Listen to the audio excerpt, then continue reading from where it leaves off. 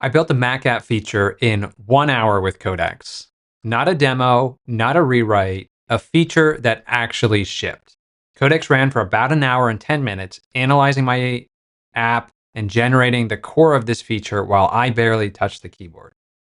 I haven't looked at it yet, and so now is the moment of truth. Let's open it up and see if it actually worked. One of the experiments that I started right before the Christmas holiday was what would happen if I posted every day, multiple times about Codex, about Xcode, about what's working for me, and sharing my story. So that's what I did, and it sort of took off. And so I wanted to do more of that. And I want to understand, like, how do I improve my writing? And the easiest way to improve your writing is to leverage analytics and insights. Thankfully, X makes it pretty easy to download your analytics data. And so I made a tool that can consume that. And that's what we're going to take a look at today. And this is kind of a moment of truth. We're going to see if this works. Codex was cooking for about an hour and 10 minutes.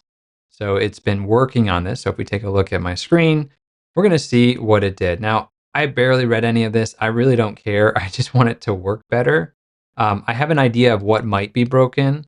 We're going to see if it fixed it. And it's saying that it did our make, the tests. And I actually didn't give this agent a name. Typically, I'll give him a name. So right now, he's currently called Codex. So let's just do make. This is my easiest way of running an app. I set up a Makefile. It can just build and launch the app, put it into the foreground. And here we can see my posts that are resonating. And I've got some different metrics where it will show me like what post caused a larger portion of follows per impression. I can set different thresholds to sort of gate this so that it like only filters out like the top posts where I can really see where I'm driving downloads, and I can sort of just scroll through this stuff. So this is kind of really interesting. The fact that I can just like think of an idea, code something up, and it works mostly on its own. There's a couple things like this doesn't format well. This bar could be better. I could even try and get Claude to like clean up this UI if I wanted to. And it might be able to do that. It might have some suggestions. But this is like very usable. So growth now is showing me my banner, which is really what I wanted. You need to have a minimum filter because if we go down to like something small, you're going to see that you get less followers, like 1 follower for this.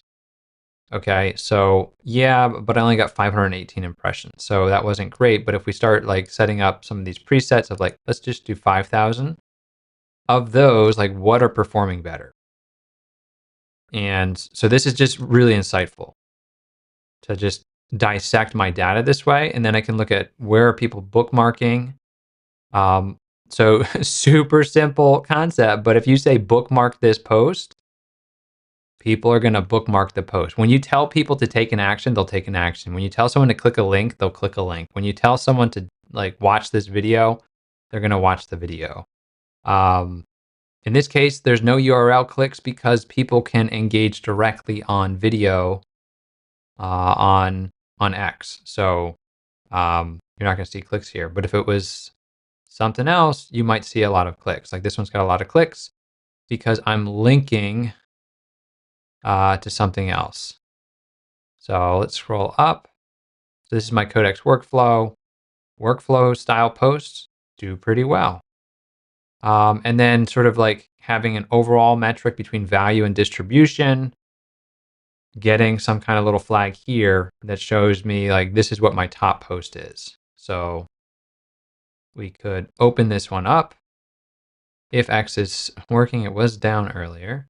And we can see this is my top ranking post where I share my workflow. And this is a video I posted. In the media center, you can just repost stuff. So under premium, this might not all be working just yet. Creator Studio, analytics. I can't get to it, can I? I'd have to know the exact URL, and I do not. But we can probably get a proxy just by going to video here. Nope, not working. So this is where that download button is. So this is super useful if you want to dissect your X data. So that's what I'm doing right here. Okay. So this worked for an hour and 10 minutes with Codex on high reasoning, Codex 5.2. So technically it's GPT 5.2 Codex. And it worked for an hour and 10 minutes. It has my build commands, it has my test commands, it has a build and run in background. Sometimes I'm working on the computer. It can launch the app in the background so it doesn't activate the app and steal my focus. So I'll be talking more about the workflow tips that I have when working on like a Mac app, so that it's really fast, it's responsive. You can have a Makefile set up. Like if we just look at my Makefile, you can just see it right here. Um, it's actually not that long. And do I have any scripts in here? You can see all of the commands that I support. I do have a help command. So if you type make help, that'll tell you what to do. That's good for agents. All right. And then let's look at my agents file. I had all of this, all of this was a mess until recently, and I just had my agents clean it up. I referred to other make agents files and make files on my system and use that as a starting point. So if you want a model that's just going to work for you, I don't have to go back and say, okay, fix this. Let's look at it and let's run it from Xcode. So we ran it from the make file. We can also run it from Xcode. The benefit of running in Xcode is you can see the build output very easily here. Otherwise, I have to open up console, or I have to look at log output files. And that's a pain in the butt. So this is building right now. It's now launching the Mac app, and it's going to relaunch with some of the data. I don't know if this has my latest data, so let's go ahead and import my latest drop that I downloaded this morning, which would be this one. Okay, and here it says it inserted nothing, updated 1100. So I have a SQL database that I have it just updating my stats so that I can look at the data over time. And this is just to update impressions, follows, bookmarks, etc. So that I have up to date numbers. Okay, so that's pretty cool. Just being able to see what are the types of posts that are working for me is really good. I have other plans for this to have some templates where I can auto generate some starting points and then a drafts area. None of this is this is all vibe coded. I didn't look at any of this. I didn't direct that. I do have a channel board, but we haven't actually updated this, and dashboard and sponsors board. I've had more companies reach out about sponsorship, and so having some insight into trends, impressions, engagement, what's working, angles that are working, stuff like that is what this is about. And again, that's been kind of vibe coded. I really haven't given it a whole lot of thought. I just said throw something together. I didn't like it that it's split across three of these. So we're going to unify two of these together and then have, I think there's the sponsors, and just have meaningful insights here. And then I've got for each of these things, I'm exporting recaps. I don't even know what is in here, but it is generating something. So let's see what it gave me. It gave me a little image that I can share. It gave me a chart. That's kind of cool. It gave me a CSV. It gave me a compact. Wow, this is pretty cool. And it did all of this. So that's amazing. I don't have to do all this manual work to work with a sponsor. If they want to know how is something going to work, I can just be this sort of works, if they want to sponsor something. So that is one of the things on my mind. That's why I'm building this tool.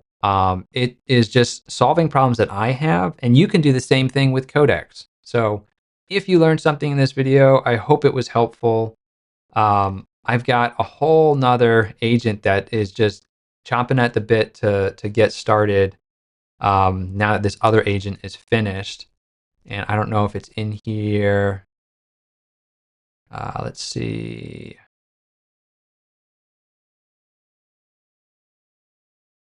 That's the context I think I wanted. I just started a new conversation. Okay. And then let's do ChatGPT Pro recommendations. And then at the very top, use the context from and actually let's use Whisper Flow.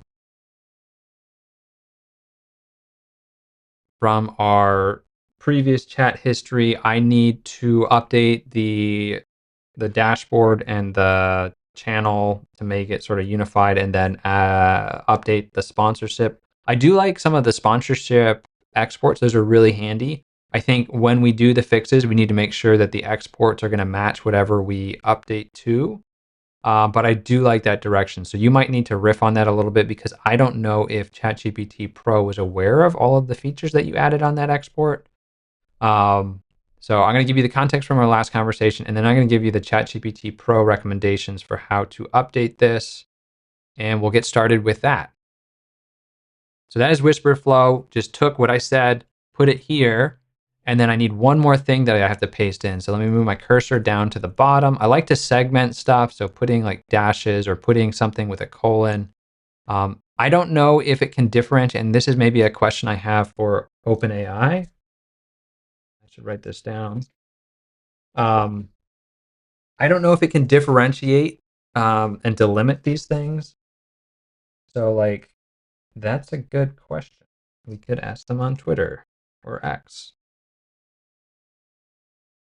When I go down here, somewhere in here, I have this one. So I did a ChatGPT Pro extended thinking where it thought a long time about this, 22 minutes. We've got something, haven't really read it. So let's just paste this over and then say at the very top, create a plan to update, review the code you need to change. Do not start coding until you run the final plan by me.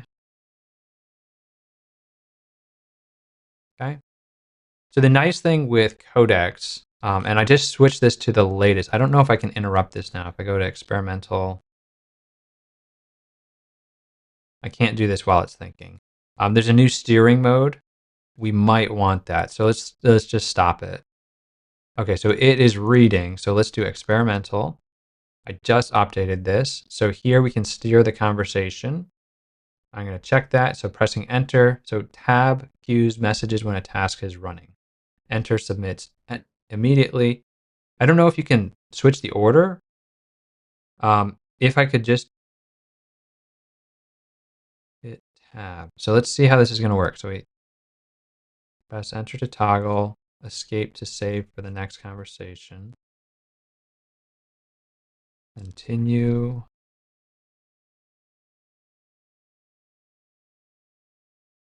Okay, so continue with planning. Okay, so now can I steer it? You are Jim. Okay, so it sent that. And I could then potentially say continue and then tab. So sometimes agents need like a little help continuing. And so I would typically do something like this where I queue up multiple of these. I actually didn't do that for this one over here. I just did a one shot, and I didn't say like do this all at once. I just gave it a lot of work to do, and it just worked for a long time. So I don't know if you need to do tons of continues anymore. Like, I can see it being useful because it can suggest things and it can fix things up. The one issue that I really am frustrated with is if I change my window size or if I scroll, text just starts disappearing in here. So that's one issue I have in Ghosty with this. All right, so that's all I wanted to sort of show you how you can just get started with Codex. It's really powerful, works most of the time on the first try. Again, it really comes down to having a Makefile or something that can make it really easy to build, test, and run your application. If the agent doesn't run your application, most likely it's going to have problems. So it is still possible. with Codex to have problems in your code if you don't give it the tools to verify the results. And that is the key distinction. If you're working with any of these agents, you need to give it tools so that it can verify its results. All right. If you learned something, hit the like button, and I will see you in the next video. If you have any questions, just comment down below and I'll follow up with you. I'm still looking to make more videos on this topic and break it down for a beginner, but I have to know kind of like, where are the pain points? What are your frustrations so that I can make the most effective tutorials? So in the next month, I should have a new workflow that's going to be better than my last workflow. All right, I'll see you later.